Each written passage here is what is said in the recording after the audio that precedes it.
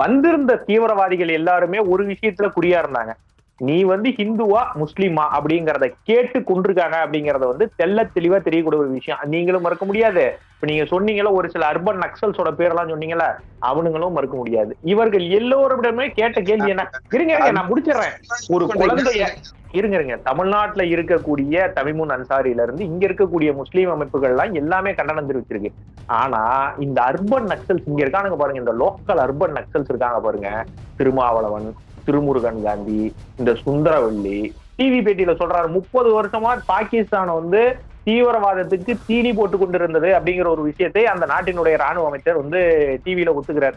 இந்த நாட்டினுடைய ஒரு குடிமகனை தொட்டுவிட்டு நீ எந்த தேசத்துக்கு போனாலும் சரி உன்னை துரத்தி வேட்டையாடுவது உறுதி அப்படிங்கிறத நரேந்திர மோடி அவர்கள் சொல்லியிருக்காரு.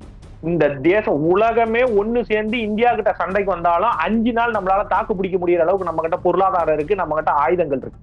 நம்மளுடைய பெருமையான விஷயம். இது யார் சொன்னா? நான் சொல்லலைங்க, அப்துல் கலாம் அவர்கள் சொன்ன ஒரு விஷயம். இந்த விஷயங்கள் ஒரு பேட்டியில சொல்லியிருப்பார்.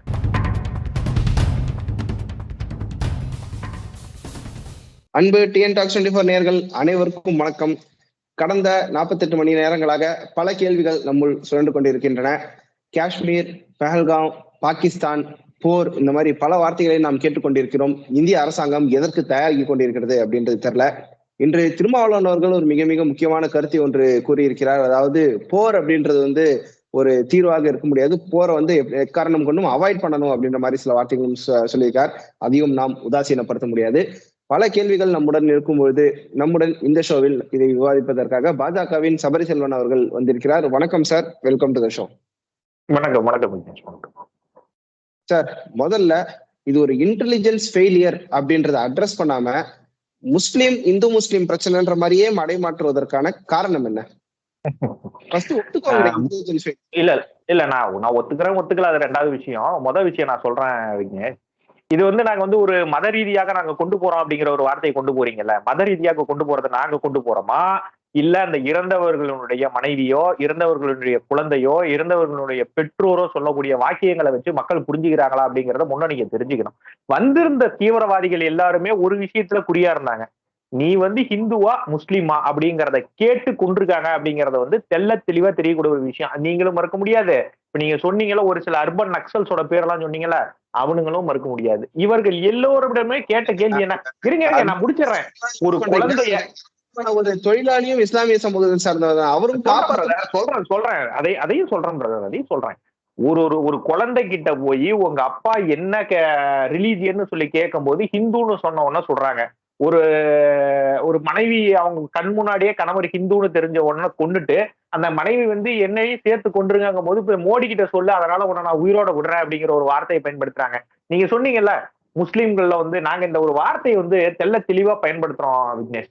நாங்க என்ன சொல்றோம் அப்படின்னா, முஸ்லீம் பயங்கரவாதிகள் அப்படிங்கிற ஒரு வார்த்தையை பயன்படுத்துறோம். ஆனா இந்தியாவில் இருக்கக்கூடிய முஸ்லீம்கள் எல்லோருமே பயங்கரவாதிகள்ங்கிற விஷயத்த நாங்க வரவே இல்லை. பாகிஸ்தான்ல இருக்கக்கூடிய முஸ்லீம்கள்ல கூட பயங்கரவாதிகள்னு நாங்க சொல்லவே இல்லை. ஆனா இந்த தாக்குதலை நடத்தியது முஸ்லீம் பயங்கரவாதிகள். ஏன் இந்த வார்த்தையை நாங்க பயன்படுத்துறோம்? இந்த தாக்குதல்ல இறந்து போன ஒரு நபர் முஸ்லீம். நீங்களே சொல்றீங்க ஒரு நபர் முஸ்லீம் அப்படிங்கிற ஒரு விஷயத்தை சொல்றீங்க. இதை பாஜக ஏற்கனவே பல வருடங்கள் முன்பே உணர்ந்திருந்தது. முஸ்லீம்கள்ல நிறைய பேர் நல்லவங்க இருக்காங்க. நான் என்ன சொல்றேன், நாங்க முறையா எங்களுக்கு ஆட்சி அமைப்பதற்கு வாய்ப்பு கிடைக்கும் போது, மோடி அவர்கள் ஆட்சி அமைப்பதற்கு வாய்ப்பு கிடைக்கும் போது அவர் அழகா தேர்ந்தெடுத்த ஒரு நபர் ஏபிஜே அப்துல் கலாம் ஐயா. அப்துல் கலாம் ஐயா இந்தியாவினுடைய ஜனாதிபதியாக அவர் தேர்ந்தெடுத்த அப்துல் கலாம் ஐயா விட இந்த தேசத்தை நேசிக்கக்கூடிய ஒரு முஸ்லீமும் உங்களால காட்டுங்க, ஹிந்துவை காட்டுங்க. உங்களால ஹிந்துவையே காட்ட முடியாது. அப்துல் கலாம் ஐயா அளவுக்கு இந்த தேசத்தை நேசித்த ஒரு மனிதனை உங்களால காட்டவே முடியாது. நாங்க ஒத்துக்கிறோம் விக்னேஷ், முஸ்லீம்கள்ல நிறைய நல்லவர்கள் இருக்காங்க. எங்களுக்கே கூட இந்த தாக்குதல் நடந்ததுக்கு அப்புறம் கூட பாத்தீங்கன்னா, இந்த ஓவைசி அப்படின்னு சொல்லி மகாராஷ்டிரால இருக்கக்கூடிய ஒரு மிகப்பெரிய ஒரு முஸ்லீம் லீடர் இந்த வகுப்போரிய திருத்த சட்டத்துக்கெல்லாம் கூட நாடாளுமன்றத்துல உட்காந்து அந்த மனிதரே சொல்றாரு, இது ஏற்றுக்கொள்ள முடியாத ஒரு விஷயம், மத ரீதியாக நடந்த இந்த தாக்குதல் ஏற்றுக்கொள்ள முடியாத விஷயம்னு ஒரு முஸ்லீம் லீடர் சொல்றாரு. இருங்க தமிழ்நாட்டுல இருக்கக்கூடிய தமிமுன் அன்சாரியில இருந்து இங்க இருக்கக்கூடிய முஸ்லீம் அமைப்புகள் எல்லாம் எல்லாமே கண்டனம் தெரிவிச்சிருக்கு. ஆனா இந்த அர்பன் நக்சல்ஸ் இங்க இருக்கானுங்க பாருங்க, இந்த லோக்கல் அர்பன் நக்சல்ஸ் இருக்காங்க பாருங்க, திருமாவளவன், திருமுருகன் காந்தி, இந்த சுந்தரவல்லி, திமுகல ஒரு சில இந்த ஐடி இதெல்லாம் எங்களுக்கு பார்த்தா என்ன தோணுது தெரியுமா விக்னேஷ்? உண்மையிலே சொல்றேன் விக்னேஷ், எனக்கு வந்து கெட்ட வார்த்தை பேசுற பழக்கம் கிடையாது. சின்ன வயசுல இருந்தே கெட்ட வார்த்தை பேசி ஒருத்தரை திட்டணும். ஆனா இவனுங்களை திட்டும் போது உண்மையிலேயே எனக்கு வந்து கெட்ட வார்த்தை பயன்படுத்தாம இவனுங்களை திட்ட நான் விரும்பவே இல்லை விக்னேஷ். இவனுங்களாம் அந்த அளவுக்கு நான் திட்ட விரும்பவே இல்லை. இன்னொரு விஷயமும் சொல்லிடுறேன். நீங்க பேச ஆரம்பிக்கும் போதே ஒரு வார்த்தை சொன்னீங்கல்ல, பேச ஆரம்பிக்கும் போதே ஒரு வார்த்தை சொன்னீங்க. திருமாவளவன் என்ன சொன்னாரு? என்ன சொல்லியிருக்காரு இந்த போரை பத்தி? அப்படின்றது வந்து எல்லாவற்றையும் அது போருன்றது போக கூடாது, அட் எனி காஸ்ட் அதை அவாய்ட் பண்ணும் அப்படின்ற மாதிரி சொல்லியிருக்காரு. இல்ல அவர் சொன்னது வந்து 100% நானும் ஏற்றுக்கொள்கிறேன். ஒருவேளை திருமாவளவன் வீட்டுல அவங்க குடும்பத்தை சேர்ந்தவன் எவனாவது ஒருத்தன் தீவிரவாதியால சுட்டுக் கொல்லப்பட்டால் இந்த தேசத்திற்கு போர் தேவையில்லைன்னு நாங்களே சொல்லிக்கிறோம். ஆனா இப்ப இருந்தது இந்த தேசத்தினுடைய பிள்ளைகள். அதனால தயவு செஞ்சு இல்ல விக்னேஷ் இந்த அளவுக்கு இங்க பாருங்க, இதன் பேர் என்ன தெரியுமா? திருமாவளவனுக்கு இருப்பது பேர் வந்து ஆன்டி நேஷனல் மனநோய். இது வந்து ஒரு மனநோய். இந்த மனநோய் எல்லாம் வச்சுக்கிட்டு இல்ல இது உண்மையான ஒரு மனநோய் விக்னேஷ். இதை விட வேற என்ன விக்னேஷ் உங்களுக்கு காரணம் வேணும்? 28 பேர் அமெரிக்காவை சேர்ந்த 2 அந்த நாட்டினுடைய குடிமகனை கொன்று விட்டால் அந்த தேசம் அத்தனை விமானத்தையும் தூக்கி கொண்டு போய் போருக்கு போகுது. ஆனா என் தேசத்துல 28 பேரை நாட்டில இருந்து உள்ள வந்து நம்மள சுட்டு உன் மதத்தை கேட்டு சுட்டு உன்னை கொண்டுட்டு போயிருக்கான். நீ மதத்தை கேட்டு சுட்டா மதத்தை கேட்காம சுடுறான் அப்படிங்கறதெல்லாம் 2வது கொண்டிருக்கிறது அப்படின்றதுதான் குற்றச்சாட்டா இருக்கு. மதத்தை கேட்டு சுடுறான் கேட்காம சுடுறான் 2வது சுட்டுட்டான்ல, அதற்கு உண்டான தண்டனையை அவன் அனுபவித்தே ஆகணும். எங்களுக்கும் இது ஒரு வாய்ப்பு. நாங்க வந்து ரொம்ப நாளா நாங்க எதிர்பார்த்துக்கிட்டு இருக்கிற ஒரு விஷயம் தான். பாகிஸ்தான் ஆக்குபைடு காஷ்மீருங்க சுடுறதுக்கு இல்ல விக்னேஷ். பாகிஸ்தான் ஆக்குபைடு காஷ்மீர் அப்படிங்கறது வந்து இந்த என்னைக்கு மோடி அவர்கள் வந்து ஆட்சிக்கு வந்தாரோ அதற்கு பின்னால நடந்திருக்கக்கூடிய 3வது தாக்குதல் இந்த தாக்குதல் நான் நினைக்கிறேன். புல்வாமா முடிஞ்சது, அதுக்கப்புறம் இந்த தாக்குதல் நடந்தது. ஆனா 28 பேருக்கு தையத்தக்கன்னு குதிக்கிறீங்கல்ல, அன்னைக்கு தாஜ் அட்டாக்ல 200 பேர் செத்தான். இந்தியாவினுடைய பாராளுமன்றத்தை நேரடியா வந்து தாக்குதல் நடத்தினான். எல்லையில இருக்கக்கூடிய ஒரு எல்லையில இருக்கக்கூடிய ஒரு டூரிஸ்ட் ஸ்பாட்ல வந்து நடந்திருக்கக்கூடிய ஒரு இன்டெலிஜென்ஸ் ஃபெயிலியர் நீங்க சொல்லும் போது, டெல்லியில இருக்கக்கூடிய பாராளுமன்றத்தை தீவிரவாதிகள் தாக்குதல் நடத்தியது எப்படியாப்பட்ட இன்டெலிஜென்ஸ் ஃபெயிலியரா காங்கிரஸ் பீரியட்ல இருந்திருக்கும் அப்படிங்கறத நீங்க நினைச்சுக்கணும். வெளிநாட்டில் இருக்கக்கூடிய இந்தியாவினுடைய தூதரகங்களை வந்து சுடும் போது அன்னைக்கு இருக்கக்கூடிய மோடி அவர்கள் சொன்னது வந்து எங்க கிட்ட பர்மிஷன் வாங்கி நீங்க சுடணும்னு அவசியம் கிடையாது, நீங்க நேரடியா உங்களுடைய தாக்குதலை செய்யுங்க அப்படின்னு சொல்லி உத்தரவு கொடுத்து இதெல்லாம் பார்த்துட்டு சும்மா இருக்க மாட்டார். நம்ம எதுக்கு ரஃபேல் விமானத்தையும் மிக் ஏர்கிராப்டையும் வாங்கி வச்சுட்டு எதுக்கு சும்மா இருக்கிறோம்? இதெல்லாம் இதுக்காக நம்ம வாங்கி வச்சிருக்கிறோம் அப்படிங்கிற ஒரு விஷயத்துல நீங்க இந்த மாதிரி ஒரு விஷயங்கள் வரும்போது தேசத்தில் இருக்கக்கூடிய இந்த மாதிரி தீவிரவாத செயல்களுக்கு வந்து பதில் தாக்குதல் நீங்க நடத்தல அப்படின்னா இது தொடர்ந்து கொண்டுதான் இருக்கும் விக்னேஷ். திருமாவளவன் சொல்ற மாதிரிலாம் தீவிரவாதி தாக்குதலை நடத்தாத அளவுக்கு ப்ராப்பரா கட்டமைக்க வேண்டியது முக்கியமா, இல்ல அவங்க என்ன தாக்கிட்டாங்க நான் பதிலடி கொடுக்குறேன் அப்படின்றது முக்கியமா? ஏன் அதை இங்க பாருங்க, அதை நோக்கிதான் நம்ம சென்று கொண்டு இருக்கிறோம். இது இன்னைக்கு நேத்தா நடக்கக்கூடிய பிரச்சனை இல்ல. 1947 பார்ட்டிஷன்ல இருந்த காலம் முதல் கொண்டே இந்தியாவுக்கும் பாகிஸ்தானுக்கும் உண்டான பிரச்சனைகள் தீவிரவாதம் வந்து உண்மையிலேயே நடந்து கொண்டுதான் இருக்கிறது. நான் தான் ஏற்கனவே சொல்றேன் பாருங்க, சீனாவுக்கும் இந்தியாவுக்கும் இருக்கிறது எல்லா பிரச்சனை. அதுல பார்டர்ல பாத்தீங்க அப்படின்னா ராணுவ வீரரும் அந்த சீனாவினுடைய ராணுவ வீரரும் முட்டிக்குவாங்க, மோதிக்குவாங்க, தள்ளுமுள்ளு நடக்கும். ஆனா பாகிஸ்தானுக்கும் இந்தியாவுக்கும் நடக்கிறது அப்படி இல்லை. அது வந்து ஒரு சகோதரத்துவமான ஒரு விஷயத்துல ஆரம்பிச்சு இன்னைக்கு தீவிரவாதத்துல வந்து நிக்குது. அதுதான் உண்மையிலே நம்ம பார்க்கக்கூடிய ஒரு விஷயம். ஏன்னா அவன் இங்க இருக்கான், அவனுடைய சொந்த பந்தங்கள் இங்க இருக்கு. சீனாக்காரன் அவனும் இங்க இல்ல, நம்ம நாட்டுக்குள்ள இல்ல. இவனுடைய சொந்த பந்தங்கள் இங்க இருக்கு, நம்மளுடைய சொந்த பந்தங்கள் அங்க இருக்கு.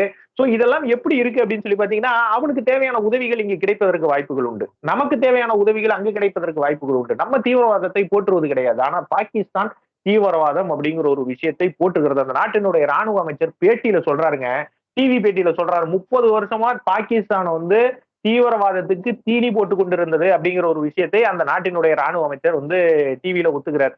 இதை விட வேற என்னங்க உங்களுக்கு இது வேணும்? இப்ப நீங்க சொல்லும் போது வந்து இன்டெலிஜென்ஸ் ஃபெயிலியர் ஒரு அமைப்பு வந்து இந்த தாக்குதலுக்கு வந்து பொறுப்பேற்றுக்கிறான், நாங்க தான் இதை செய்தோம் அப்படின்னு ஒரு அமைப்பு வந்து பொறுப்பேற்றுக்கிறான்.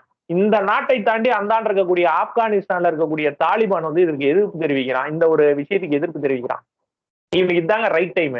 இது வந்து அவன் தாக்குதல் நடத்தியது வந்து உண்மையிலேயே சொல்றேன் பாருங்க, இது பழைய பாரத தேசம் பழைய இந்தியான்னு நினைச்சு தாக்குதல் நடத்திட்டான்.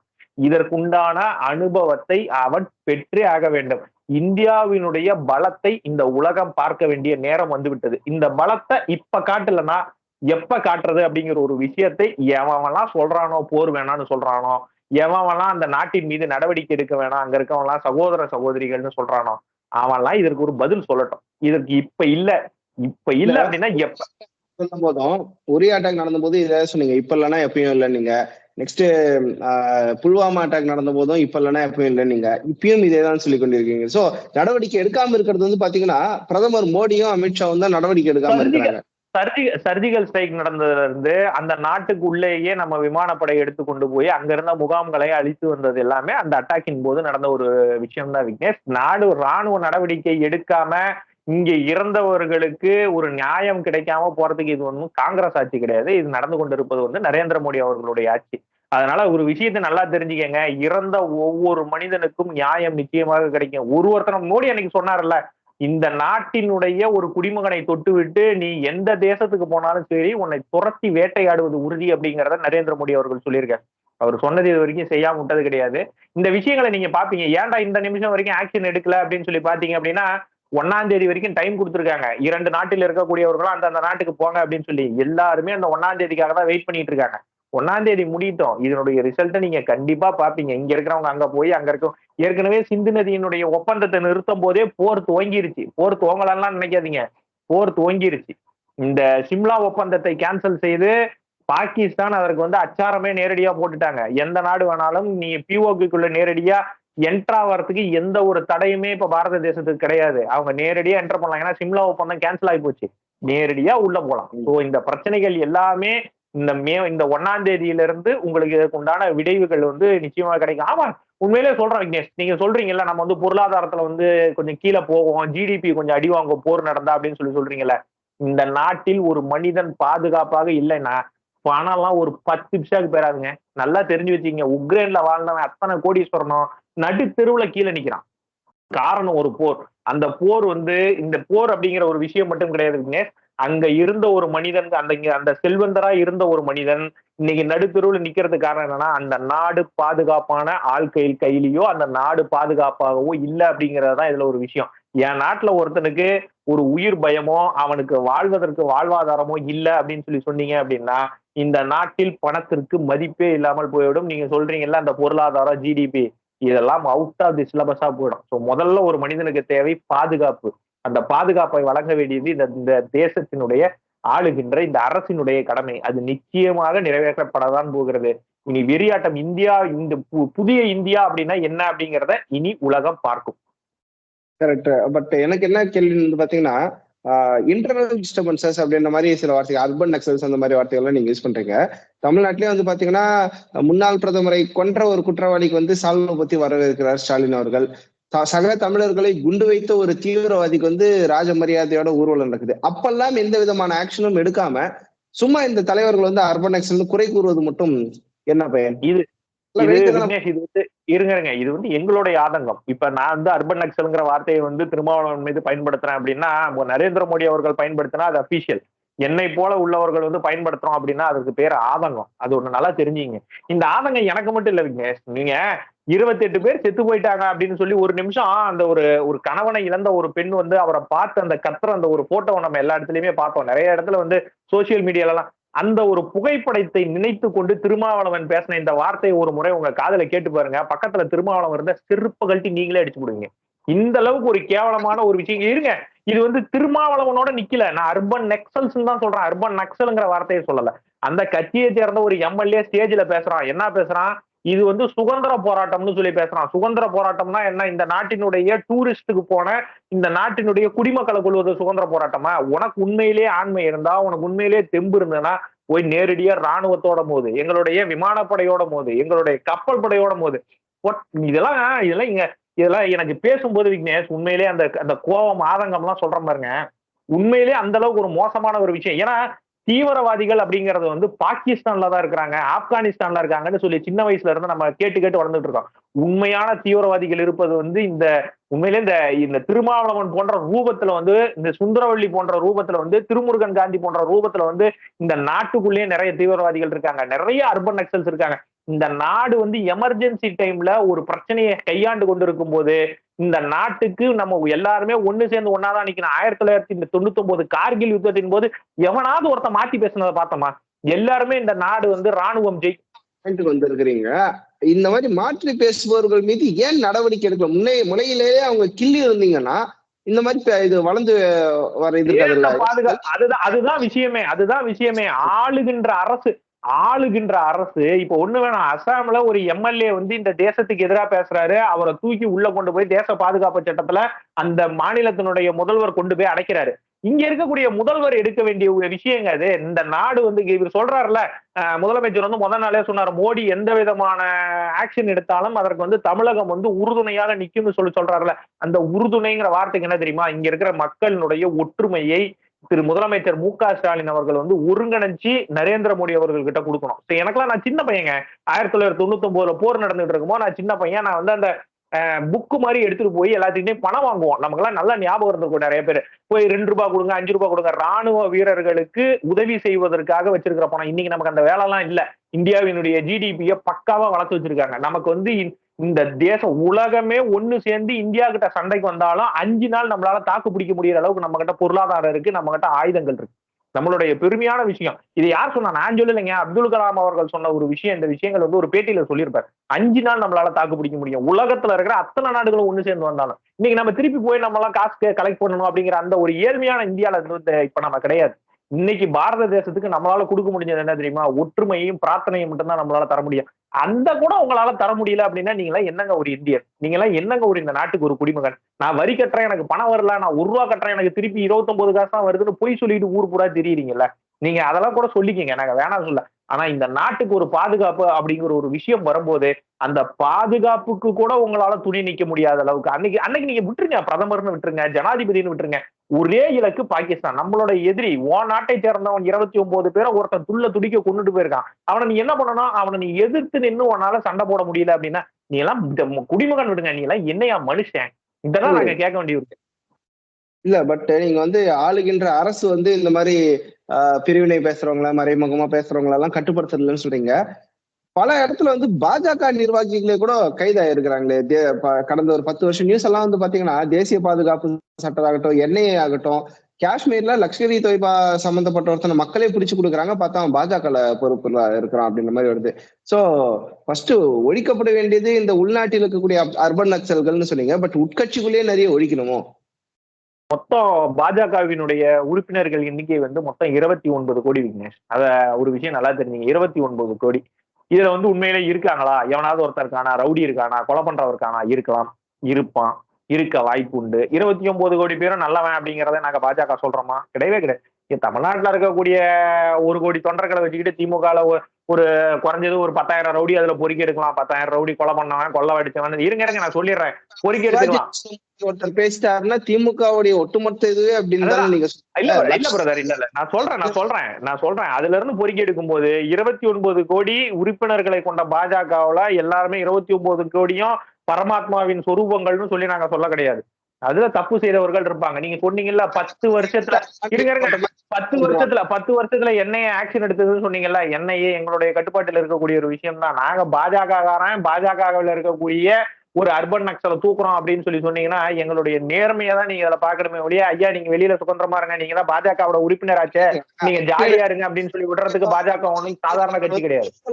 எப்படிங்க என்ன லஷ்கர் இ தொய்பாவோட தொடர்புல இருந்த ஒருத்தருக்கு வந்து காஷ்மீர்ல நீங்க ஒரு பொறுப்பு எல்லாம் கொடுத்து வச்சிருக்கீங்க. இதெல்லாம் எப்படி நீங்க இதை பற்றிய தகவல் எனக்கு உண்மையிலே தெரியாது விக்னேஷ். ஒருவேளை அது ஏன்னா எங்க கட்சியில நீங்க எடுத்து பாத்தீங்க அப்படின்னா ஒரு மாவட்டத்திலேயே குறைஞ்சபட்சம் 2800 பொறுப்பு இருக்கு. ஒரு மாவட்டத்துக்கு, ஒரு சாதாரணமா ஒரு சின்ன மாவட்டத்துக்கு. இப்ப நான் சேலம் மாவட்டத்தை சேர்ந்தவனா என் மாவட்டத்தை 3ஆ பிரிச்சு வச்சிருக்காங்க. சேலம் கிழக்கு, சேலம் மேற்கு, சேலம் நகர்ன்னு இருக்கு. சேலம் கிழக்குல 2800 பொறுப்பு இருக்கு, நகர்ல 2800 பொறுப்பு இருக்கு, சேலம் மேற்குல 2000. எப்படி குறைச்சு வச்சு பாத்தீங்கன்னாலும் 10,000 பொறுப்பு இந்த ஒரு மாவட்டத்துக்குள்ளே இருக்குங்க. இந்த 10,000 பொறுப்புல எவனோ ஒருத்தன் வந்து ஒரு அணிப்பிரிவிலையோ இல்ல கீழே ஒரு கிளையில ஒரு செயலாளராவோ, கிளையில ஒரு துணைத் தலைவராவோ, இல்ல கிளையில ஒரு மெம்பரா இருந்தா கூட அவன் பொறுப்பாளர் தான். அவன் எவனோ ஒருத்தன் தப்பு பண்றான், கொலை பண்றான், கொள்ளை அடிக்கிறான் அப்படின்னு சொன்னீங்க அப்படின்னா அனைத்துக்குமே வந்து நாங்க வந்து பொறுப்பேற்றுக்கணும் அப்படின்னு சொன்னீங்கன்னா எங்க கட்சியினுடைய அபிஷியலா பிக்கர் போஸ்ட்ல இருக்கவங்க ஏதாவது பேசிட்டா மட்டும் அது திமுக தலைமையே பேச சொன்ன மாதிரி. அதுதான் விஷயமே. காரணம் என்னன்னா யார் வந்து உண்மையான ரெப்ரசன்டேட்டிவ் அப்படிங்கிற ஒரு விஷயம் இருக்கு. நீங்க ஒரு கட்சியினுடைய செய்தி தொடர்பாளராக இருக்கிறீர்கள் அப்படிங்கிற ஒரு விஷயத்தை வச்சீங்க. இப்ப இதே விஷயத்த நீங்க சொல்றீங்களா, காஷ்மீர்ல ஒருத்தர் பொறுப்புல இருந்தாருன்னு, அவர் உண்மையிலேயே அந்த கட்சியினுடைய ஒரு செய்தி தொடர்பாளரா இருந்திருந்தாருன்னு வைங்க, எனக்கு இந்த செய்தி வந்து காதுக்கு வராம இருந்திருக்காது. ஏன்னா விஷயம் என்னன்னா தையத்தக்கன்னு காங்கிரஸ் எல்லாம் குதிச்சிருந்திருப்பாங்க. நாங்க உண்மையிலேயே அந்த இடத்துல பார்த்திருந்திருப்போம். ஓகே, எவனோ ஒருத்தன் பெரிய ஆள் வந்து பிஜேபியில வந்து தப்பு பண்ணிட்டாங்க அப்படிங்கிற ஒரு விஷயத்த நம்ம தெரிஞ்சிருப்போம். இந்த சிவாஜி கிருஷ்ணமூர்த்தி நீங்க கேக்குறீங்கல்ல, அவர் அந்த கட்சியினுடைய மேடை பேச்சாளர். மாநிலத்தால் அங்கீகரிக்கப்பட்டவர். அவர் வந்து தவறு செய்யும் போது என்ன ஆகுது அப்படின்னா, திமுக மொத்தமும் தவறு செய்வதற்குண்டான சமம். திமுகவினுடைய கடைகோடி ஊழியன் எவனோ ஒருத்தன், ஒரு தொண்டர் ஒரு சின்ன தப்பு பண்றான் அப்படின்னு தப்பு பண்ணிக்கிட்டு தான் இருக்காங்க. தப்பு பண்றான் அப்படிங்கிற ஒரு விஷயத்தை வந்து நாங்க உண்மையிலேயே சொல்றோம் அப்படிங்கிற ஒரு பட்சத்துல, அது வந்து நீங்களே கண்டுக்க மாட்டீங்க. அது யாருன்னு எனக்கு தெரியாதுங்க அப்படின்னு சொல்லிட்டு போயிடுவீங்க. இந்த அண்ணா யூனிவர்சிட்டி ஞானசேகரன் மாதிரி கடைசி நிமிஷத்துலதான் தெரியும். அவன் உண்மையிலேயே அடிமட்ட தொண்டனை தான் நாங்களும் ஆரம்பத்துல நினைச்சோம். சரி, திமுகவினுடைய ஏதோ ஒரு அடிமட்ட தொண்டனாக இருப்பான் போல் இருக்கு அப்படின்னு நினைக்கும் போதுதான் அவர் வந்து ஹெல்த் மினிஸ்டர் கூட போட்டோ எடுக்கிறது, பக்கத்துல உட்காந்து பிரியாணி உட்காந்து சாப்பிடுறது, அவர் வீட்டுக்கு ஹெல்த் மினிஸ்டர் போனார், இதெல்லாம் பார்க்கும்போது என்ன தெரியும். இப்ப நீங்க சொல்றீங்கல்ல, காஷ்மீர்ல ஒருத்தர் வந்து பொறுப்புல இருந்தாருன்னா, அவர் பொறுப்புல இருக்கிற வீட்டுக்கு ஏதாவது முதலமைச்சர் போயிருக்காரா, அமைச்சர் போயிருக்காரா, பிரதமர் போயிருக்காரா சொல்லுங்க. நான் ஒத்துக்கிறேங்க, ஆமாங்க, மிகப்பெரிய பொறுப்புல இருந்த ஒரு ஆள் வந்து இவர்கள் பேரை பயன்படுத்தி தப்பு பண்ணிட்டாருங்கிற ஒரு விஷயத்த நான் சொல்றேன். நீங்க பாஜகவுல இவ்வளவு கட்டுக்கோப்பாக 29 கோடி பேரையும் நாங்கள் கொண்டு போகும்போது ஏதோ 1, 2 கணக்கு காட்டுறீங்கல்ல. திமுக விட 1,50 கோடியில என்னால குறைஞ்சபட்சம் ஒரு 75,000 பேரை காட்ட முடியும். 75,000 பேரும் ரவுடி, கொலை பண்றவன், கொள்ளை அடிக்கிறவன், பிரியாணி அண்டா திருடினவன்ல இருந்து அத்தனை பேத்தையும் நம்மளால காட்ட முடியும். இன்னைக்கு இப்ப புதுசா அர்பன் நக்சல்ஸ் எல்லாமே உருவாயிட்டு இருக்கான். இந்த போர் ஆரம்பிக்கிறதுக்குள்ள பாருங்க, இன்னும் எத்தனை விதமான அர்பன் நக்சல்ஸ் தமிழ்நாட்டுல உருவாகிறான். இந்த சோசியல் மீடியால போய் பாத்தீங்க அப்படின்னா, என்னால சத்தியமா சொல்றேங்க, நான் சோசியல் மீடியாவை ரெகுலரா பார்க்கக்கூடிய ஆள், ட்விட்டரையோ பேஸ்புக்கையோ ரெகுலரா பார்க்கக்கூடிய ஆள். அந்த கமெண்ட்ஸ் எல்லாம் படிக்கும் போது எனக்கு என்ன வருது அப்படின்னா, கை பரபரங்குது. இவனுங்களை திட்டிப்பிடலாமா, கெட்ட வார்த்தையில திட்டிப்பிடலாமா, எனக்கு அது பழக்கம் இல்ல. கெட்ட வார்த்தை பேசி பழக்கம் இல்ல. இவனுங்களை கெட்ட வார்த்தை பேசாம என்னால திட்டவும் முடியல. இந்த கமெண்ட் என்னால ஸ்கிப் பண்ணிட்டும் போக முடியல. எனக்கு என்ன பண்றதுன்னே தெரியாத அளவுக்கு எனக்கு பைத்தியம் பிடிச்சிரும் போல இருக்குது இவனுங்க பண்ற விஷயத்துக்கு. எனக்கு ஒருவேளை அதுக்குதான் அவங்க பிளான் பண்றாங்களான்னு தெரியல. உண்மையில நாட்டுப்பற்ற யோசிக்கக்கூடிய மனிதர்களை வந்து பைத்தியக்காரர்களாக்கணுங்கிற ஒரு எண்ணத்துலதான் இந்த மாதிரி அர்பன் நக்சல்ஸ் தமிழ்நாட்டிலையும் வெஸ்ட் பெங்கால் போன்ற மாநிலங்களையும் சுத்திக்கிட்டு இருக்காங்களோ அப்படின்னு சொல்லி உண்மையில இவர்கள் எல்லாம் உண்மையிலேயே நாங்க வந்து மனநோயாளி ஆகிறோம் அப்படின்னு நினைச்சிட்டு இருக்கோம். இவர்கள் உண்மையிலேயே பைத்தியம் விக்னேஷ். இவர்கள் வந்து உண்மையிலேயே மனநோயாளிகள். இந்த மனநோயை வந்து தீர்க்கக்கூடிய ஒரே வழி என்ன தெரியுமா? இவனுங்களை வீட்டுல உட்கார வைக்கிறது மட்டும்தான் ஒரே வழி. கூடிய சீக்கிரம் அதை நடக்குதுங்க. நீங்க சொல்றது வந்து அப்படியே எமர்ஜென்சி போடணும் அப்படின்ற மாதிரியே சொல்றீங்க. மீண்டும் இந்திரா காந்தி போட்ட எமர்ஜென்சி இவ்வளவு நாள் சிட்டு இருந்தீங்க, திருப்பி ஒரு எமர்ஜென்சி காலகட்டத்துக்கு போகணும். இந்தியாவுக்கும் பாகிஸ்தானுக்கும் போர் உருவாச்சு அப்படின்னா ஆட்டோமேட்டிக்கா நாடு எமர்ஜென்சில வந்துருவீங்க. அதுதான் ரூல். பிரசிடென்ட சந்திச்சு அமித்ஷா அவர்கள் வந்து இருங்க பிரசிடென்ட சந்திச்சு அமித்ஷா அவர்கள் வந்து ரெட் ஃபைல் இல்ல பிரசிடென்ட சந்திச்சு அமித்ஷா அவர்கள் வந்து ரெட் ஃபைல் ஆல்ரெடி ஒப்படைச்சிட்டாங்க. சிந்து வாட்டர் ட்ரீட்மெண்ட்டை வந்து ஆல்ரெடி வந்து நம்ம ஸ்டாப் பண்ணிட்டோம். அந்த வாட்டர் அக்ரிமெண்ட்டை ஸ்டாப் பண்ணிட்டோம். என்னைக்கு அந்த நதிநீரை நீங்கள் நிறுத்தினீர்களோ அப்போதே இந்த போர் துவங்கி விட்டது. அது ஒரு விஷயத்த நல்லா தெரிஞ்சுக்கீங்க. இந்த போர் துவங்கிருச்சு. இந்த போருக்கான அறைகூவல் ஏன் இன்னும் விடுக்கப்படாம இருக்குதுன்னா, அந்த நாட்டில் இருக்கவர்கள் நம்மளுடைய சொந்தங்கள் இந்தியாவுக்கு வருவதற்கும், இந்த நாட்டில் இருக்கக்கூடிய அப்பாவி மக்கள், அப்பாவி பாகிஸ்தானியர்கள் அந்த நாட்டுக்கு செல்வதற்கும் அதுக்கான காலக்கெடுகள் மட்டும்தான் இப்ப கொடுத்துருக்கோம். 1ஆம் தேதி வரைக்கும் டைம் கொடுத்துருக்கோம். 1ஆம் தேதிக்கு மட்டும் 1ஆம் தேதிக்கு மேல இந்த நாட்டினுடைய சுயரூபம், இந்த தேசத்தினுடைய வளர்ச்சி, இந்த நாட்டின் மீது கை வைத்தால் என்ன நடக்கும் அப்படிங்கிற ஒரு விஷயத்தை இந்த பாகிஸ்தான் மட்டும் கிடையாது, உலக நாடுகள் எல்லாமே தெரிஞ்சுக்கணும். உண்மையிலே நீங்களும் நானும் சொல்றேன் பாருங்க, ஒரு அடிக்குமே நம்ம பெருமை பண்ணுங்க. இந்த 28 பேருனுடைய ஆன்மா நிச்சயமாக வீணா போவாது. பாகிஸ்தான் ஆக்குபடி காஷ்மீர்னு ஒரு விஷயத்தை வைத்துக்கொண்டு இந்த பாகிஸ்தான் நம்ம நாட்டுக்கு எப்பப்பெல்லாம் தீவிரவாதி அனுப்புறானோ அது அத்தனைக்குமே விடிவு காலமாக பாகிஸ்தான் ஆக்குபடி காஷ்மீரும் இந்தியாவினுடைய வசமாக வரும். பாகிஸ்தான் ஆக்குபடி காஷ்மீர் இந்தியாவினுடைய வசமாக தான் இருந்தது. இந்த விஷயத்தை வந்து நேரு அவர்கள் வந்து போர்ல வந்து அவங்க பாகிஸ்தான் ஆக்குபடி காஷ்மீர்னு பிடிக்கும் போது தலைவனுடைய தொப்பியை கழட்டி காமிச்சு பாருங்க, முடி இருக்குதுல்ல, இந்த முடியும் பாகிஸ்தான் ஆக்குபடி காஷ்மீரும் ஒண்ணுன்னு சொன்னாரு நேரு அன்னைக்கு. அன்னைக்கு ஆரம்பிச்ச பிரச்சனைங்க. நீங்க எல்லாத்துக்கும் நேரு போயிடுவீங்க. ஆனா பிரதமர் வந்து 1ஆம் தேதி வரைக்கும் நாங்க பண்றோம், 1ஆம் தேதிக்கு மேல பண்றோம்ன்ற மாதிரி எல்லாம் சொல்லிட்டு மறைமுகமா பீகார்ல பிரச்சாரத்தை ஆரம்பிச்சிட்டாரு. அங்க போயிட்டு எல்லாம் எங்களுக்கு ஓட்டு போடுங்கன்னு சொல்லி கேட்டுட்டு உட்கார்ந்து இருந்தாரு. நான் முதல் விஷயம் அங்க போய் நலத்திட்ட விக்னேஷ் ஒரு விஷயம் நல்லா தெரிஞ்சுக்கங்க. ஒரு நாட்டு மக்கள் கிட்ட நீங்க பேசணும். அதே நேரத்துல வந்து ஒரு நாட்டுக்கு ஒரு ஏற்பாடுகள் வந்து ஒரு இடத்துல நிகழ்ச்சி ஏற்பாடு பண்ணி வச்சிருக்காங்கன்னு வைங்களேன். ஒண்ணு வேணாம், நாங்க சேலத்துல வந்து பிரதமரை வைத்து நாங்கள் வந்து நிகழ்ச்சி நடத்தணும். எலெக்ஷன் சமயத்துல வந்து நிகழ்ச்சி நடத்தணும். அதற்குண்டான பொருட்செலவுகள் வந்து எக்கச்சக்கமான பொருட்செலவுகள் விக்னேஷ். அவர் மோடி அப்படிங்கிற ஒரு மனிதன் வருவதற்காக அவ்வளவு பொருட்செலவுகள் பண்ணி மக்கள் எல்லாத்துக்குமே ஸ்டேஜ் போட்டு அங்க உட்கார்றதுக்கு வந்து ஷெட்டு போட்டு அவர்களுக்கு உணவு ஏற்பாடு பண்ணி பல பேருனுடைய உழைப்பு இருக்கு அந்த ஒரு இடத்துல. அந்த உழைப்பு வீண் போகக்கூடாது அப்படின்னா பிரதமர் அந்த இடத்துக்கு வந்திருக்கிறார். அதுதான் முதல் முக்கியமான விஷயம். அதே நேரத்துல அங்க வந்து கூட அவர் என்ன சொல்லியிருக்காரு அப்படின்னா, பாகிஸ்தானுக்கு தான் எச்சரிக்கை விட்டுட்டு போயிருக்கிறார். இந்த நாட்டில் அங்க அவர் பேசின முக்கியமான விஷயம் வந்து, நாங்க டிவி பேப்பர்ல எல்லாம் நாங்க பார்த்த விஷயம் என்ன தெரியுமா? பீகார் மக்களை வந்து, ஐயோ பீகார் மக்களே பாஜகவுக்கு ஓட்டு போடுங்கள்ங்கிற வார்த்தையை நான் எந்த இடத்துலயுமே டிவியில பார்க்கல. ஒருவேளை அவர் அங்க பேசி இருந்திருக்கலாம். அவர் அந்த பிரச்சார கூட்டம், ஏன்னா போனது பிரச்சார கூட்டம், அவர் அந்த வார்த்தையை பயன்படுத்திருக்காங்க. ஆனா அனைத்து டிவிலயும் அனைத்து பேப்பர்லயும் வந்த விஷயம் என்ன தெரியுமா? 28 பேரினுடைய உயிர் சும்மா போனது கிடையாது. இதற்கு உண்டான பதில் சாதாரணமா நாங்க தரப்போறது கிடையாது. அதற்கு இன்னொரு விஷயம் என்னன்னா, இதை செய்தவர்கள் இந்த உலகத்தில் எந்த மூலைக்கு சென்றாலும் நான் விடமாட்டேங்கிற ஒரு விஷயத்தை தான் மையப்படுத்தி சொல்லிட்டு வந்திருக்கேன். இதுதான் எங்களுக்கு தேவைங்க. இந்த மாதிரி ஒரு விஷயம் தான் எங்களுக்கு தேவை. நாளைக்கு நான் வந்து அமைதி பூங்கால இருக்கேங்க. நான் தமிழ்நாட்டினுடைய அமைதி பூங்கால இருக்கேங்க. நான் இதே வந்து ஹரியானா பக்கத்துலயோ, டெல்லி பக்கத்துலயோ போயிருந்தேன்னா எனக்கு இந்த பயம் இருக்குங்க. ஐயோ போர் வரப்போகுது. நமக்கு வந்து அங்க வந்து தீவிரவாதி என்ன சுட வரதுக்கு எவ்வளவு நேரம் ஆகும் அப்படிங்கிற ஒரு பயம் எனக்கு இருக்கும். பதற்றம் என்கிட்ட இருக்கும். நான் தான் தமிழ்நாட்டுல இருக்கிறேன், அமைதி பூங்கால இருக்கிறேன். எனக்கு அதெல்லாம் தெரிவதற்கு வாய்ப்பு கிடையாது. தமிழ்நாட வந்து நீங்க ஒரு சட்டம் ஒழுங்கு சீர்கெட்ட மாநிலம், பதட்டமா இருக்கக்கூடிய மாநிலம் சொல்லி இப்ப நீங்களே உங்க வயல அமைதி பூங்கான்னு சொல்லிட்டீங்க. பட் கடைசி கொஸ்டின் என்னன்னா, தீவிரவாதத்திலிருந்து அமைதி பூங்கா விக்னேஷ், ஒரு விஷயம் நல்லா புரிஞ்சுக்கங்க. தீவிரவாதத்திலிருந்து அமைதி பூங்கா. ஏன்னா இது ஆரம்பத்துல இருந்தே டக்குனு இது வந்து திராவிட கட்சியோ இல்ல இங்க இருக்கக்கூடிய திராவிட மாடல் அரசோ உருவாக்கின ஒரு விஷயம் கிடையாது. இடையில இருக்கக்கூடிய டெக்கன் பிளாட்டிங்கிற ஒரு விஷயம் உருவாக்கினதுதான். டெக்கன் பிளாட்டிக்கு கீழே இருக்கக்கூடிய எந்த பகுதியுமே இன்னைக்கு நேத்தா கிடையாது. அன்னைக்கு ஆண்ட ஒரு முகலாய மன்னர்களால கூட ஆட்சி செய்ய முடியாத ஒரு பகுதியாக கீழே இருந்தது. ஒண்ணு இது வந்து பெரியாரோ இல்ல அண்ணாதுரையோ இல்ல கருணாநிதியோ இல்ல முத்துவேல் கருணாநிதி ஸ்டாலினோ வந்து கழட்டி கிழிச்ச ஒரு விஷயம் கிடையாது. இந்த நிலத்தினுடைய நிலப்பரப்பு. ஆனா ஒரு விஷயம் நல்லா தெரிஞ்சுங்க விக்னேஷ், ஒரு விஷயம் நல்லா தெரிஞ்சுங்க.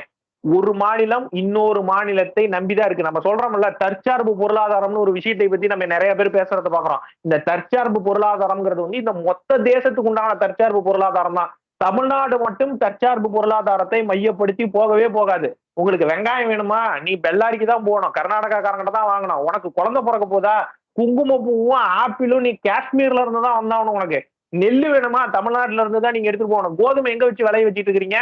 கோதுமை சப்பாத்தி எல்லாம் அவன் சுகர் ஏறி போய் திரியிறானு எல்லாம் கோதுமை வேணும்னு சொல்லி கேக்குறீங்க. எல்லாம் எக்ஸ்போர்ட் பண்ணுவீங்களா? ஆசீர்வாத் ஆட்டாவும் டாடா ஆட்டா கிட்ட இருந்தா நீங்க பொதுவா பாக்கெட்டா வாங்கி சாப்பிடு. விக்னேஷ், ஒரு விஷயம் நல்லா தெரிஞ்சுங்க. ஒரு மாநிலம் இன்னொரு மாநிலத்தை நம்பிதான் இந்த தேசத்தில் இருக்கிறது. அந்த மாநிலம் நம்ம நல்லா இருந்தாதான் உன் மாநிலம் நல்லா இருக்கும். நாளைக்கு வெங்காயம் 500 ரூபாய்க்கு வித்துது கர்நாடகா, நாளைக்கு அழிஞ்சு போச்சு. வெங்காயம் நாளைக்கு 500 ரூபாய்க்கு விக்குது அப்படின்னா வயிற்றுல வாயிலே அடிச்சுட்டு போறது நீங்களும் நானும் மட்டும்தான். நம்ம வீட்டினுடைய தாய்மார்கள் மட்டும்தான். ஒரு மாநிலத்துல வந்து பிரச்சனை நடக்குது, அப்பா அந்த மாநிலத்துல ஏதோ ஒரு பிரச்சனை ஆம்பான்னு சொல்லிவிட்டு அடுத்த வேலை பாக்குறதுக்கு போறதுக்கு வந்து இது சாதாரண விஷயங்கள் கிடையாது விக்னேஷ். இது இந்த தேசத்தினுடைய பிரச்சனை. இந்த நாட்டில் இருக்கக்கூடிய ஒவ்வொரு குடிமகனுடைய பிரச்சனை. அதை நல்லா தெரிஞ்சுங்க. கடைசியாக ஒரு கொஸ்டின். அந்த இடத்துல பிரதமர் இங்கிலீஷ்ல பேச வேண்டியதுக்கான அவசியம் இல்லை. இப்ப நாங்க வந்து இந்த தமிழ்நாடு கொடுத்த நெருக்கடி ஆகட்டும், முத்துவேல் கருணாநிதி ஸ்டாலினும் விஜய் அவர்களும் கொடுத்த நெருக்கடி காரணமாக தான் இப்போ ஹிந்தியை விட்டுட்டு இங்கிலீஷ்ல பேச ஆரம்பிச்சிருக்காரு அப்படின்ட்டு சோசியல் மீடியால விர்ச்சுவல் வாரியர்ஸ் எல்லாம் சொல்றாங்க. சோ யாரு விஜய் கொடுத்த நெருக்கடியா? விஜய் அப்படின்ட்டு அவங்க விர்ச்சுவல் வாரியர் சொல்றாங்க. முத்துவேல் கருணாநிதி ஸ்டாலின் அவர்கள் கொடுத்த அந்த மொழி எனக்கு தெரிஞ்ச வரைக்கும் விக்னேஷ், விஜய்னு ஒரு கேரக்டர் வந்து நரேந்திர மோடி அவர்களுக்கு தெரியுமா அப்படிங்கிற ஒரு விஷயத்தை வந்து என்னால சொல்ல முடியல. இப்படி ஒரு கேரக்டர் தமிழ்நாட்டுல ஓட்டு கேட்க வந்தபோது விஜய் கூட போட்டோ எடுத்ததாலதான் இங்க ஓட்டே வந்தது. அதான் பிரதர் நான் சொல்றேன் பாருங்க. அப்படி ஒரு கேரக்டர் அவரு எல்லாத்துக்கூடயும் போட்டோ எடுத்திருக்காரு. என் வீட்லயே நான் பின்னாடி 8 இன்ச்சுக்கு பேப்பர் பிளேட் மாட்டிருக்கேன். நானும் நரேந்திர மோடி அவர்களோட போட்டோ எடுத்திருந்திருக்கேன். சோ முதல் விஷயம் வந்து என்ன அவருக்கு தெரியாது இப்படி ஒரு கேரக்டர் இருக்கு அப்படிங்கிற ஒரு விஷயம் எல்லாம் எனக்கு தெரியாது. நான் அவர்கிட்ட சொல்லும் போது ஒரு விஷயங்கள் பேசி சொல்லிட்டோம். அந்த மாதிரி கூட நிறைய விஷயங்கள் லட்சம் பேர் போட்டோ வச்சிருக்கான் நரேந்திர மோடியோட. சோ நீங்க அந்த விஷயங்கள்லாம் விட்டுருங்க. இதுல வந்து நரேந்திர மோடி அவர்கள் வந்து ஆங்கிலத்தில் பேசினார் அப்படிங்கிற ஒரு வார்த்தையை சொன்னீங்க. இதே வாய்தான் கொஞ்ச நேரத்துக்கு முன்னாடி என்ன சொன்னுச்சு அப்படின்னா, பிரச்சாரத்துக்கு வந்து நரேந்திர மோடி போனார் அப்படின்னு சொல்லி. பிரச்சாரத்துக்கு அங்க பீகார்ல இருக்கக்கூடிய மக்களுக்கு ஆங்கிலம் குறைவாகத்தான் தெரியும். தமிழகத்துல இருக்கக்கூடிய மக்களை விட பீகார்ல இருக்கக்கூடிய மக்களுக்கு ஆங்கிலத்தினுடைய அறிவு கொஞ்சம் கம்மி தான் அப்படிங்கறத நானும் ஒத்துக்கிறேன். நீங்களும் ஒத்துக்குவீங்க. பார்க்கக்கூடிய மக்களும் ஒத்துக்குவாங்க. இல்ல அந்த விஷயம் வேண்டாம். அது ஒரு பெரிய டாபிக், அதுக்குள்ள போக வேண்டாம். இந்த பீகாருக்கு போய் இவர் வந்து ஆங்கிலத்துல பேசக்கூடிய விஷயம் என்ன அப்படின்னா, அந்த இடத்துல போய் அவர் வந்து பீகார் மக்களுக்காக பேசல. இந்த உலகத்துல இருக்கக்கூடிய மற்ற நாடுகளுக்கும் பாகிஸ்தான்ல பாத்துக்கிட்டு கொண்டு இருக்கக்கூடியவர்களுக்கும் அங்க இருக்கக்கூடிய தீவிரவாதிகளுக்கும் அவர் அங்க இருந்து தகவல் சொல்றார். அங்க போய் விஷயங்களை வந்து கன்வே பண்றது வந்து ஆங்கிலத்துல ஏன் கன்வே பண்றார்? அத்தனை நாடுகளுக்கும் ஐயா நீங்க கை வச்சிருக்கிறது சாதாரண விஷயம் கிடையாது. தப்பான ஆளை தொட்டுட்டீங்க சிங்காரம், தப்பு பண்ணிட்டிய சிங்காரங்கிற மாதிரி ஒரு விஷயத்தை மட்டும்தான் அந்த இடத்துல நரேந்திர மோடி அவர்கள் சொல்லியிருக்கிறார். மாற்ற வந்து ஒரு பிரஸ் மீட் வச்சு சொல்லியிருக்கலாம். இல்ல இல்ல விக்னேஷ் அதுக்கு அபிஷியலா செய்தி தொடர்பாளர்கள் இருக்காங்க. நான் சொல்றேன் பாருங்க, செய்தி தொடர்பாளர்கள் இருக்காங்க. இங்க இருக்கக்கூடிய ஆட்கள் வந்து சும்மா சீமான் மாதிரி 24 மணி நேரம் நாங்க வந்து பிரஸ் மீட்டை சந்திக்கிறதுக்கு வேலை வெட்டி இல்லாதவர் நினைச்சிட்டு இருக்கிறீங்களா? இதெல்லாம் விஷயம் கிடையாது விக்னேஷ். அதுக்குன்னு அபிஷியல் பிரஸ் மீட் பண்றதுக்குன்னு செய்தி தொடர்பாளர் இருக்காங்க. உங்களுக்கு தேவை வந்து கேள்விக்கு பதிலா இல்ல நரேந்திர மோடி சொல்ல வேண்டிய பதிலா? நான் கேட்கறதுதான். இதே பிரஸ் மீட் வந்து நிறைய பிரஸ் மீட் நரேந்திர மோடி அவர்கள் வந்து கொடுத்திருக்காரு. இந்த குஜராத்தினுடைய முதல்வராக இருக்கும் போது பல முறை பிரஸ் மீட் கொடுத்திருக்காரு. இவர் பிரஸ் மீட்டை சந்திக்காத மனிதன் எல்லாம் கிடையாது. அவர்கிட்ட கேள்வி கேட்பதற்கு பயந்த பத்திரிகையாளர்கள்லாம் இருக்காங்க. இந்த நேரத்துல ஏன் கொடுக்கல அப்படின்னா, பிரதமரனுடைய நேரம் குறைஞ்சபட்சம் பிரஸ் மீட் எடுத்தீங்கன்னா 1 மணி நேரம் எடுப்பீங்களா? 1 மணி நேரம் யாருக்கு வீணு? பிரதமரனுடைய நேரம் தான் வீணு. அதுக்குதான் ஆள் இருக்காங்கல்ல. உங்களுக்கு தேவை கேள்விக்கு பதில் தானங்க. பதில் சொல்வதற்கு ஆட்கள் இருக்காங்க, அபிஷியல் பீப்புள்ஸ் இருக்காங்க, அதற்குண்டான மினிஸ்ட்ரி இருக்காங்க. எந்த மினிஸ்ட்ரியில உங்களுக்கு சந்தேகம் இருக்கு? பினான்ஸ் இருக்கா? நிர்மலாமா கிட்ட போங்க. பாதுகாப்பு இருக்கா? ராஜ்நாத் சிங் கிட்ட போங்க. இல்ல உள்துறையில பிரச்சனை இருக்கா? அமித்ஷா கிட்ட போங்க. உங்களுக்கு அத்தனை விஷயத்துக்குமே பதில் சொல்வதற்கு ஆட்கள் இருக்காங்க. பிரதமரே தான் வந்து சொல்லணும் அப்படின்னு சொல்லி நின்னீங்க அப்படின்னா பிரதமருக்கு 1008 வேலைகள் உண்டு. இந்த வேலையெல்லாம் மொத்தமா பிரித்து கொடுக்க வேண்டிய நபர் வந்து நீங்க உங்களுடைய பிரஸ் மீட்டுக்கு கூப்பிட்டு பேசணும் அப்படிங்கறலாம் இல்ல. முதல் விஷயம், இந்த விஷயத்தை அவர் ஆங்கிலத்தில் சொல்வதற்கு காரணம் உலக நாடுகள் இதை தெரிந்து கொள்ள வேண்டும் அப்படிங்கிற ஒரு விஷயத்துக்காக தான் சொல்லியிருக்காரு. உலக நாடுகள் கூடிய சீக்கிரம் இந்தியாவினுடைய பலத்தை தெரிந்து கொள்வதற்கும் இந்தியாவை தொட்டா என்ன நடக்கும்னு சொல்லி பாகிஸ்தான் தெரிந்து கொள்வதற்கும் உண்டான நேரம் வந்துவிட்டது. நன்றி நன்றி சார். நிறைய விஷயங்கள் நம்ம வந்து பேசினோம். குறிப்பாக மே 1ஆம் தேதி ஒரு கெடு இருக்குது, அதற்கு பிறகு போர் ஆரம்பிக்கலாம் அப்படின்ற மாதிரி ஒரு விஷயம் சொன்னீங்க. பட் அதே சமயம் முதலில் கவனிக்கப்பட வேண்டியது உள்ளூரில் இருக்கக்கூடிய அர்பன் நக்சல்கள், அந்த ஆன்டி நேஷனல் திங்கிங் இருக்கக்கூடிய நபர்களை வந்து திருந்தணும், இல்லைன்னா திருத்தப்பட வேண்டும் அப்படின்ற ஒரு முக்கியமான கருத்தும் நீங்கள் வந்து பதிவிருக்கிறீங்க. ஸோ உங்களை போலவே தான் நாங்களும் எதிர்பார்க்கிறோம். ஒரு பயங்கரமான ரிட்டாலியேஷன் இருக்கணும் அப்படின்றதான் நம்மளுடைய கோரிக்கையாகவும் இருக்கிறது. எந்த அளவுக்கு இருக்கணும்னா, லாஸ்ட் டைம் புல்வாமால கொடுத்த பதிலடிக்கு அப்புறம் 6 வருடமானது மீண்டும் அவர்கள் ஒரு தாக்குதல் நடத்துறதுக்கு. இனிமேல் அடுத்த ஆயுசுக்கும் நடக்காத அளவுக்கு ஒரு பதிலடியாக இருக்க வேண்டும் அப்படின்றதான் நம்முடைய கோரிக்கையாகவும் இருக்கிறது. விரைவில் இந்த பிரச்சனைகள் தீர்ந்து இறந்து போன இந்த 28 ஆன்மாக்களுக்கும் சாந்தி கிடைக்க வேண்டும் அப்படின்றது நம்ம சேனல் மூலமா நம்ம வேண்டிக் கொள்கிறோம். மிக்க நன்றி சார். மீண்டும் இன்னொரு வீடியோவில் சந்திப்போம். நன்றி. நன்றி.